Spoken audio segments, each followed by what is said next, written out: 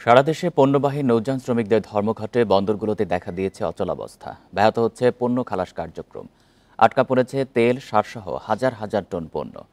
চাঁদপুরে জাহাজে ৭ শ্রমিক হত্যার ঘটনায় সঠিক তদন্ত ও বিচার সহ নানা দাবিতে ধর্মঘট পালন করছে নৌযান শ্রমিক ফেডারেশন।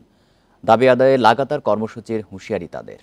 এ নিয়ে আরও জানাতে লক্ষ্মীপুর থেকে যুক্ত হচ্ছেন সহকর্মী আব্বাস হোসেন। আব্বাস, লক্ষ্মীপুরে ধর্মঘটের প্রভাব কতটা পড়েছে জানাবেন, ব্যবসায়ীরা কি বলছেন?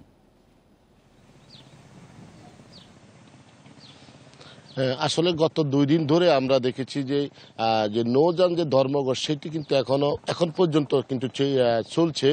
অর্থাৎ আমি এখন যেখানে রয়েছে এটি মজু চৌধুরী ঘাট। আমরা সকাল থেকে এখানে দেখেছি যে কয়েকটি পণ্যবাহী যে লাইটারের কার্গো রয়েছে, জাহাজ রয়েছে, সেগুলো কিন্তু এখানে ওঠানামা অর্থাৎ লোড আনলোড করা হচ্ছে না, সেখানে অবস্থান করছি। বিশেষ করে রামগতির চর আবদুল্লার যেই চর গজারি এলাকা রয়েছে সেখানে আমরা যেটি খবর পেয়েছি প্রায় শতাধিক যে পণ্যবাহী জাহাজ সেখানে নঙ্গর করে তারা অবস্থান করছে। সেখানে রয়েছে সিমেন্ট, সার এবং চাল, যে অন্যান্য যে কয়লা থেকে চিনি, এই ধরনের পণ্য কিন্তু সেখানে রয়েছে। ফলে লোকসানের মুখে পড়তে হয়েছে এখানকার যারা শ্রমিক রয়েছে। তারা যেমন একদিকে লোকসানের মুখে পড়তে হচ্ছে যে তারা কাজ করতে পারছে না, তারা আন্দোলনে থাকতে হচ্ছে।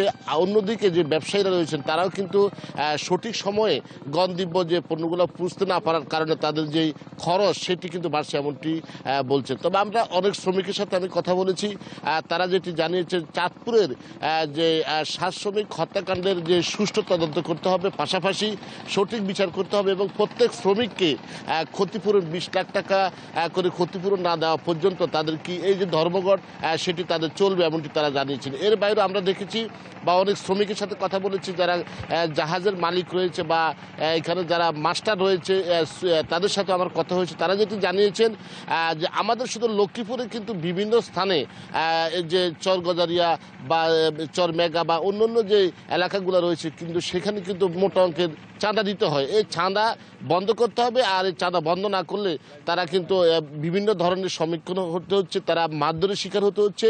অর্থাৎ এই চাঁদাবাজি সহ অন্যান্য যে দাবি আছে, যে দাবিগুলো যদি যতক্ষণ পর্যন্ত বাস্তবায়ন না হবে ততক্ষণ পর্যন্ত তাদের আন্দোলন সেটি তারা চালিয়ে যাবেন, এমনটি অনেক শ্রমিক আমাদেরকে জানিয়েছেন। তবে এখানে আমরা দেখেছি যে সিমেন্টের যে জাহাজগুলো রয়েছে বা কয়লার যে জাহাজগুলো রয়েছে তারা সেখানে অবস্থান করছেন এবং তারা নঙ্গর করে সেখানে রয়েছেন। তবে এতে করে প্রভাব পড়েছে যে সঠিকভাবে যে পণ্যগুলো সঠিকভাবে যে অন্য অন্য জায়গায় লোড আনলোড না করতে পারে, কিন্তু এটার প্রভাব আমরা দেখেছি বা তার প্রভাব এখানে পড়েছে, এমনটি আমরা দেখেছি।